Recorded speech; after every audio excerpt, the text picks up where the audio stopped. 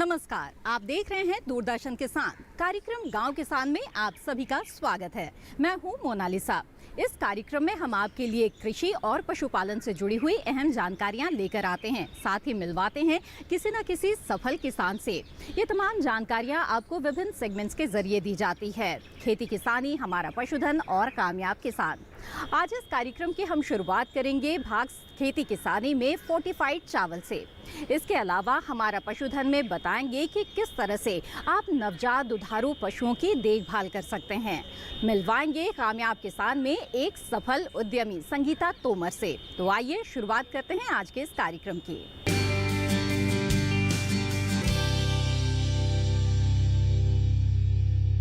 आइए कार्यक्रम गांव किसान की शुरुआत करते हैं पहले सेगमेंट खेती किसानी से। इस सेगमेंट में हम बात करेंगे सरकार की एक अहम पहल के बारे में, जिसके तहत अब आपके रसोई घर में आसानी से फोर्टिफाइड चावल पहुंच सकेगा। जी हां, आपको ध्यान ही होगा कि प्रधानमंत्री ने स्वतंत्रता दिवस के मौके पर फोर्टिफाइड चावल का जिक्र किया था। अब इस घोषणा को अमल में लाया जा रहा है और तमाम सरकारी योजनाओं के तहत फोर्टिफाइड चावल का वितरण किया जाएगा। इसके जरिए कुपोषण की समस्या से निजात भी मिल सकेगी। तो आइए जानते हैं कि ये फोर्टिफाइड चावल क्या है और किन योजनाओं के तहत ये आपको आसानी से मिल सकता है।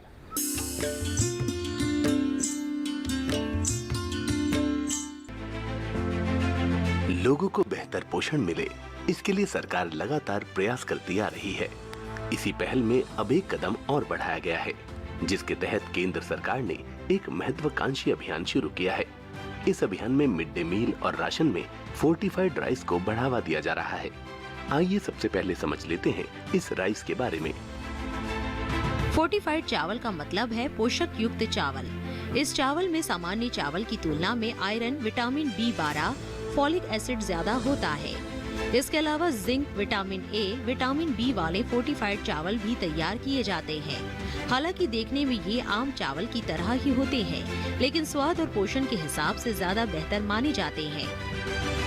इसीलिए इसे जल्द से जल्द आहार में शामिल करने के लिए प्रधानमंत्री की अध्यक्षता में आर्थिक मामलों की मंत्रिमंडलीय समिति ने राष्ट्रीय खाद्य सुरक्षा अधिनियम के तहत सभी राज्य और केंद्र शासित प्रदेशों में लक्षित सार्वजनिक वितरण प्रणाली यानी TPDS, समेकित बाल विकास सेवा ICDS, प्रधानमंत्री पोषण शक्ति निर्माण यानी PM पोषण व अन्य कल्याण योजनाओं यानी OWS में 2024 तक व्यवस्थित तरीके से फोर्टिफाइड चावल की आपूर्ति के लिए अपनी मंजूरी दे दी है। चावल के फोर्टिफिकेशन की पूरी लागत करीब 2700 करोड़ रुपए प्रति वर्ष रहेगी। इसे सफल बनाने के लिए 3 चरण तय किए गए हैं। मार्च 2022 तक पूरे भारत में ICDS और PM पोषण को कवर करना, जो कार्यान्वयन के अधीन है। पहले चरण के साथ साथ मार्च 2023 तक सभी आकांक्षी और स्टंटिंग की समस्या से व्यापक रूप से प्रभावित जिलों में लक्षित सार्वजनिक वितरण प्रणाली और अन्य कल्याण योजनाएं। दूसरे चरण के साथ साथ मार्च 2024 तक देश के शेष जिलों को कवर करना। देश के हर गरीब, हर व्यक्ति तक पोषण पहुंचाना भी सरकार की प्राथमिकता है। गरीब महिलाओं, गरीब बच्चों में कुपोषण और जरूरी पौष्टिक पदार्थों की कमी उनके विकास में बड़ी बाधा बनती है।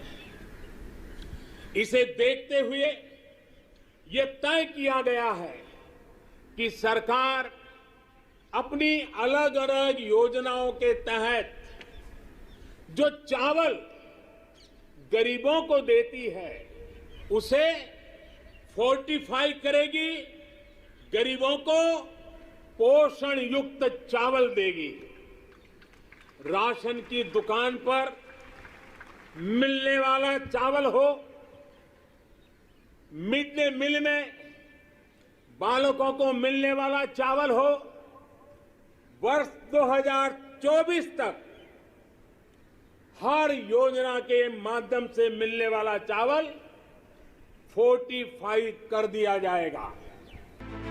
भारतीय खाद्य निगम और राज्य की एजेंसियां पहले से ही फोर्टिफाइड चावल की खरीद में लगी हुई हैं और अब तक आपूर्ति एवं वितरण के लिए लगभग 88.65 लाख मीट्रिक टन फोर्टिफाइड चावल की खरीद की जा चुकी है। इस पहल की शुरुआत उस समय ही हो गई थी जब माननीय प्रधानमंत्री ने 15 अगस्त 2021 को अपने संबोधन में चावल के फोर्टिफिकेशन के बारे में घोषणा की थी, जिसका उद्देश्य देश के हर गरीब व्यक्ति को कुपोषण से मुक्ति और महिलाओं, बच्चों, स्तनपान कराने वाली माताओं में आवश्यक पोषक तत्वों की कमी को दूर करने के लिए पोषण प्रदान किया जा सके। नेशनल फैमिली हेल्थ सर्वे 4 के सर्वेक्षण के अनुसार देश में हर दूसरी महिला अनिमिक है, हर तीसरा बच्चा स्टंटेड है और हर चौथा बच्चा कुपोषित है। इसे दूर करने के लिए खाने में इन तत्वों की आवश्यक मात्रा में सप्लाई मिलनी चाहिए। वर्ष 2024 तक देश में गरीब परिवारों को विभिन्न योजनाओं के अंतर्गत दिए जाने वाले चावल को 100% फोर्टिफाई किया जाएगा। राइस फोर्टिफिकेशन की इस प्रक्रिया में मानव शरीर के लिए आवश्यक iron, folic acid, vitamin B12 की आपूर्ति हो सकेगी।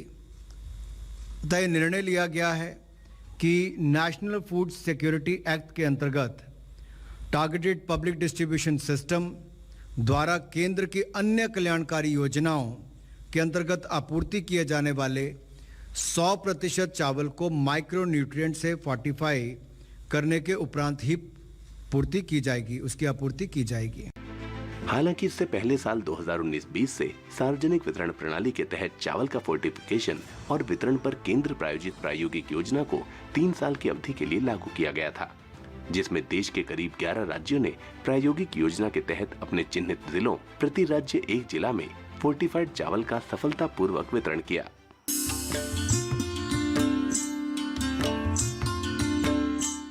तो जाना आपने विस्तार से फोर्टिफाइड चावल के बारे में और इसके वितरण से जुड़ी सरकारी योजना के बारे में। इसी के साथ कार्यक्रम गांव किसान में वक्त हो गया है एक छोटे से ब्रेक का।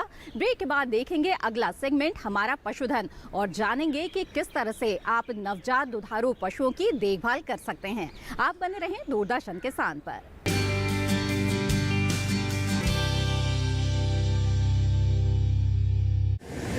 माँ कब आएगा? अभी आएगा। अरे बोलो ना माँ कब आएगा? बोला ना अभी आ जाएगा। ये ले आ गया कुआं। अरे कुआं नहीं माँ, हमारे घर नल से जल कब आएगा? नल से जल? अरे गुड्डी बहुत जल्दी आएगा पानी। जल जीवन मिशन आ चुका है। हम 1 कदम उठाएंगे तो सरकार 10 कदम उठाएगी। सच? तुम्हारे मुंह में घी शक्कर। घी शक्कर नहीं माँ, स्वच्छ जल। 2024 तक देश के सभी 19 करोड़ घरों में पहुंचेगा पीने का साफ पानी। अब होगा हर घर जल। जल जीवन मिशन, जल शक्ति मंत्रालय, भारत सरकार। मन की बात है जन जन की, संघर्षों के कुछ किस्से, कहानी कुछ सफलताओं की, अनकही विरासत की, उम्मीदें नए भारत की। महीने के आखिरी रविवार का रहता है इंतजार, मलयाचल के आंचल से विंध्याचल के आंगन तक, ब्रह्मपुत्र के घाट से हिमालय के विस्तार तक होती है मन की बात प्रधानमंत्री के साथ। तो सुनिए इस महीने 26 जून सुबह 11 बजे मन की बात आकाशवाणी और दूरदर्शन के सभी चैनलों पर। आप भी माननीय प्रधानमंत्री के मन की बात का हिस्सा बन सकते हैं। इसके लिए आप अपने सुझाव post box number 111 Akashvani Delhi पर भेज सकते हैं और नमो ऐप या माईगॉव के ओपन फोरम में पोस्ट कर सकते हैं। तो याद रखें, रविवार 26 जून सुबह 11 बजे मन की बात।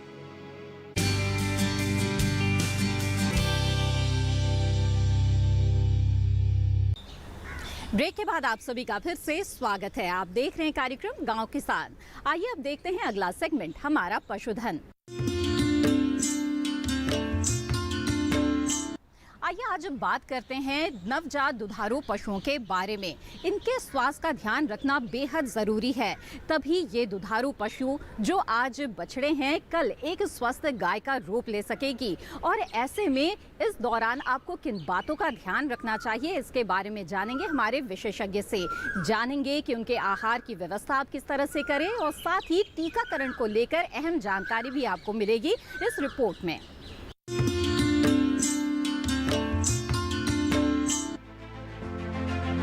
पशुपालन में उत्पादन भी बढ़ता रहे और पशुधन में इजाफा होता रहे, इसके लिए पशुपालकों को चाहिए कि मौसम में बदलाव के साथ पशुओं की बेहतर देखभाल करें। साथ ही छोटे बच्चों पर विशेष ध्यान देने की जरूरत होती है, लेकिन इसकी तैयारी तब से ही कर लेनी चाहिए जब पशु गाभिन होता है, क्योंकि स्वस्थ पशु से ही स्वस्थ बच्चे की कामना की जा सकती है। इसीलिए पशुपालकों को चाहिए कि गाभिन पशु से लेकर नवजातों की विशेष देखभाल करें, साथ ही आवास में बेहतर प्रबंध करें और किन बातों पर बारीकी से ध्यान दें, जानते हैं विशेषज्ञ की राय। सबसे पहले किसान भाइयों को ध्यान देना है जब नवजात पशु पैदा होता है तो उसके रख रखाव के बारे में, क्योंकि रख रखाव जो पहला मंथ होता है, पहले महीने में अगर रख रखाव अच्छे तरीके से नहीं किया जाए तो उसकी गुणवत्ता जो है वो घट जाती है, उसका जो दूध का उत्पाद है बछिया का वो कम हो जाता है। तो इसीलिए हमें उसका प्रबंधन उस समय पे ज़रूरी है, और ना कि इसकी जो शुरुआत है वो उसके पैदा होने से होती है। ये जो इसकी शुरुआत है वो जब गर्भ में शिशु होता है, जो बच्चा है वो जब गर्भ में होता है तो वहीं से उसकी शुरुआत जो है हो जाती है। वहीं पे आपको उसके प्रबंधन का ध्यान रखना है, जो मादा है उसका ध्यान रखना है, मादा के आपने पोषण का ध्यान रखना है, मादा को पर्याप्त मात्रा में मिनरल मिक्सचर जो है वो खिलाना है, और आपने ज़रूरी तौर पे ये ध्यान देना है कि जो कैल्शियम है वो पहले 2 ट्राइमेस्टर में पर्याप्त मात्रा में दिया जाए ताकि मिल्क फीवर जैसे जो रोग हैं वो ना हो पाएँ। तो इसीलिए आपने मेरे किसान भाइयों से ये गुजारिश है कि जो मादा है उसका पर्याप्त मात्रा में उसे मिनरल मिक्सचर खिलाएं और उसका ध्यान रखें। 40 ग्राम जो है डेली फीड में मिनरल मिक्सचर को अपने फीड में जो है ऐड करें। और जैसे ही नवजात शिशु पैदा होता है, नवजात बच्चा जब पैदा होता है तो उसे मादा को चाटने दीजिए ताकि जो खून का संचार है वो सुचारू रूप से हो सके, और उससे एक तो मिल्क लेट डाउन जो है वो भी होता है। बदलते समय में नवजात की कैसे देखभाल करें, आइए ये भी जान लेते हैं।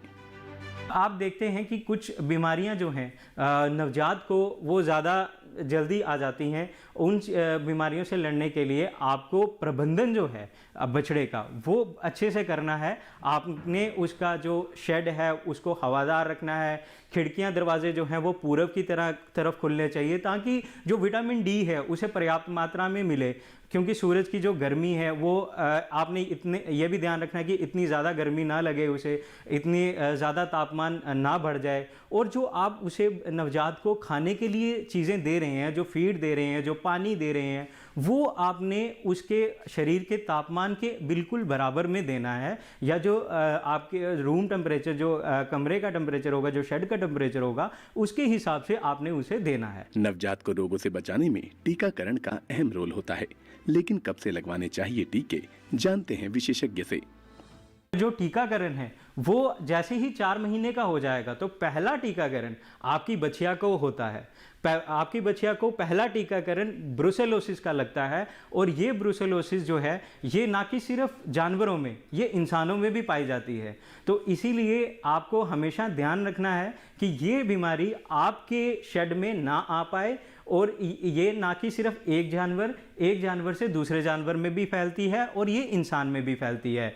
तो आपने अपना भी ध्यान रखना है और अपने पशु का भी ध्यान रखना है। इसके लिए आपने जैसे ही 4 महीने का पशु होता है तो उस समय पे आपने अपने नज़दीकी पशु चिकित्सा केंद्र में जाकर ब्रुसेलोसिस का टीका करवाना है, जो कि भारत सरकार राष्ट्रीय पशु रोग नियंत्रण कार्यक्रम के दौरान पूरे भारतवर्ष में मुफ्त में टीका लगवा रही है। तो कृपया करके आप अपने नज़दीकी के पशु चिकित्सा केंद्र में जाइए और इस सेवा का लाभ उठाइए। इस तरह देखा जाए तो ये छोटे बच्चे डेयरी व्यवसाय में विकास की भूमिका सुनिश्चित करते हैं। इनके बेहतर स्वास्थ्य से ही पशुधन में इजाफा होना संभव होता है। साथ ही इस नई पीढ़ी से भरपूर उत्पादन मिलने की संभावनाएं भी बढ़ जाती हैं। इसीलिए पशुपालकों को चाहिए कि इन पर खास ध्यान दें।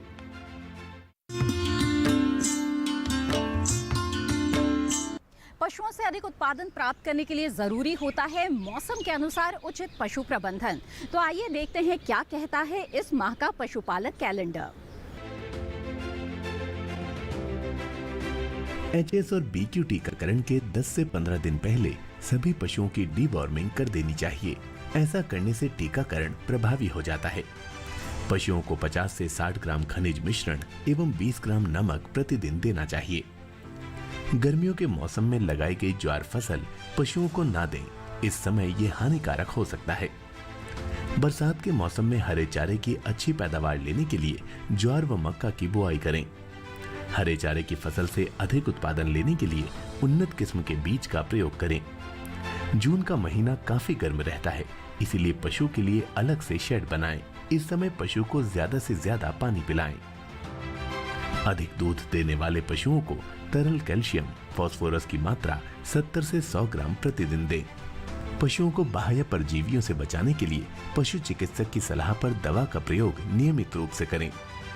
यदि पिछले माह भेड़ के ऊन कतरने का कार्य ना किया हो तो इस माह कर लें। तो ये थी पशुपालन से जुड़ी हुई कुछ अहम जानकारियां। इसी के साथ कार्यक्रम गांव किसान में वक्त हो गया है एक और छोटे से ब्रेक का। कहीं मत जाइएगा, क्योंकि ब्रेक के बाद हम आपको मिलवाएंगे एक सफल महिला उद्यमी से हमारे अगले सेगमेंट कामयाब किसान में। आप बने रहें दूरदर्शन किसान पर।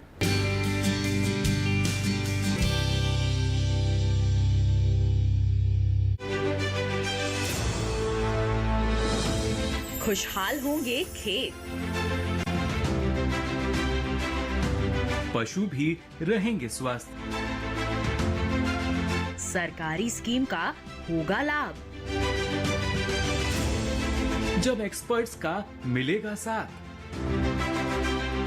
किसानों के सवाल, विशेषज्ञों के जवाब, अब सिर्फ एक फोन कॉल पर। देखिए अपना खास प्रोग्राम। हमारे टोल फ्री नंबर हैं 1800-113060, 1800-113061। हेलो किसान, सोमवार से शुक्रवार शाम 6 बजे सिर्फ दूरदर्शन किसान पर।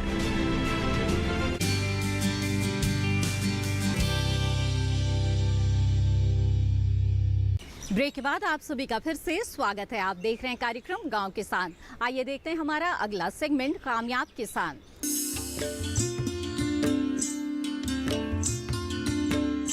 आपने गुड़ तो जरूर खाया होगा, लेकिन क्या आपने फ्लेवर्ड गुड़ के बारे में सुना है? जी हाँ, ये गुड़ कई तरह के फ्लेवर्स में भी आ सकते हैं। मैंगो गुड़, चॉकलेट गुड़ या फिर तिल गुड़। हो गए ना हैरान?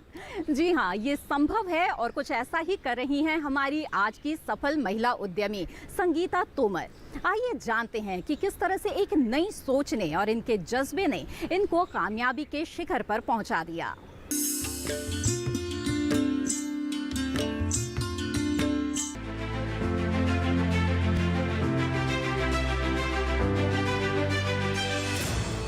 भारत का ज्यादातर गुड़ यूपी बिहार में बनाया जाता है। वजह साफ है कि ये गन्ना प्रमुख राज्य हैं। यहाँ के कई जिलों के किसान गन्ना उत्पादन में अपनी पहचान बनाए हुए हैं। इसके साथ ही यहाँ के किसान और व्यवसायी गुड़ बनाने का काम भी कर रहे हैं। और अब इस क्षेत्र में महिलाएं भी पीछे नहीं हैं। महिलाएं अपने हुनर से कई फ्लेवर में गुड़ बना रही हैं। एक अनुमान की माने तो इस समय यहाँ करीब 150 प्रकार का गुड़ तैयार किया जाता है और इनकी मांग इतनी रहती है कि ज्यादातर गुड़ निर्यात कर दिया जाता है। ऐसी ही एक महिला उद्यमी से पूसा मेले में हमारी मुलाकात हुई। क्या है उनके गुड़ की खासियत, इस बारे में हमारी संवाददाता सुनैना सरकार ने उनसे बात की, जो इस समय मैंगो गुड़, चॉकलेट गुड़, तिल गुड़, अजवाइन गुड़, शक्कर खांड, विनेगर जैसे उत्पाद बना रही हैं। मीठे से जुड़ी एक और व्यंजन के बारे में बात करेंगे और वो है गुड़। नमस्कार मैम। नमस्कार मैम, आपका नाम? मेरा नाम संगीता तोमर और मैं गांव रसूलपुर जाटान मुजफ्फरनगर से आए हैं हम लोग। और हमारा ये गुड़ का स्टॉल हमने यहाँ लगाया पूसा इंस्टीट्यूट में। और मैम, आपके पास कितने तरह के गुड़ हैं?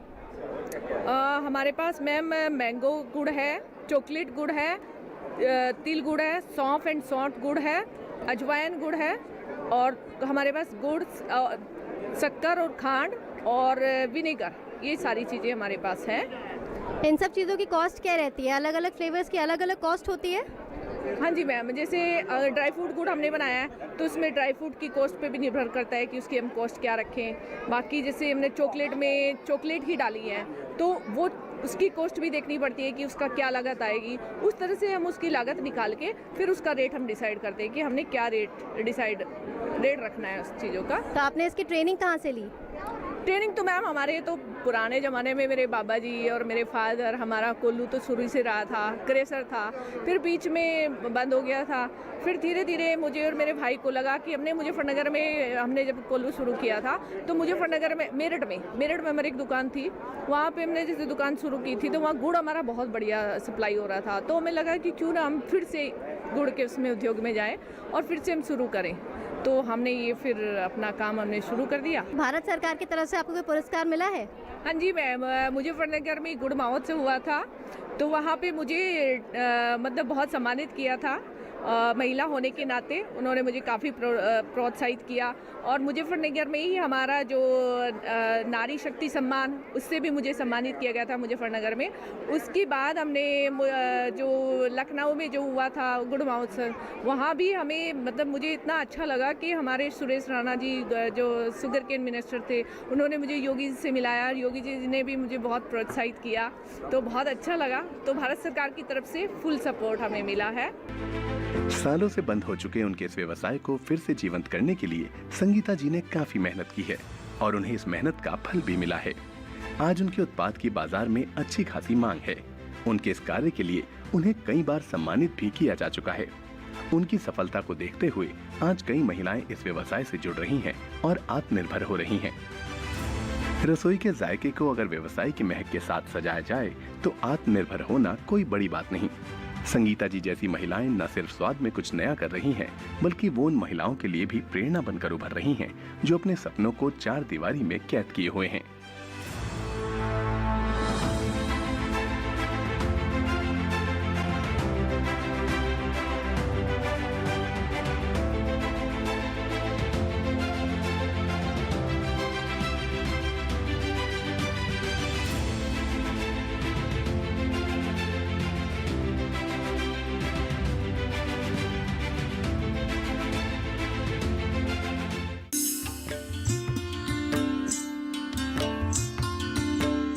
कार्यक्रम गांव किसान में आज जो जानकारियां आपको मिली, हमें उम्मीद है कि ये आपको ज़रूर पसंद आई होगी। आप इस कार्यक्रम को अगर दोबारा देखना चाहते हैं तो आप दूरदर्शन किसान के YouTube चैनल से जुड़ सकते हैं। इसके लिए टीवी स्क्रीन पर दिखाए जा रहे QR कोड को स्कैन करें और देख सकते हैं आप कार्यक्रम गांव किसान हमारे YouTube चैनल पर। इसी के साथ गांव किसान की आज की कड़ी में बस इतना ही। हमें दीजिए इजाज़त। आप बने रहें दूरदर्शन किसान पर। नमस्कार।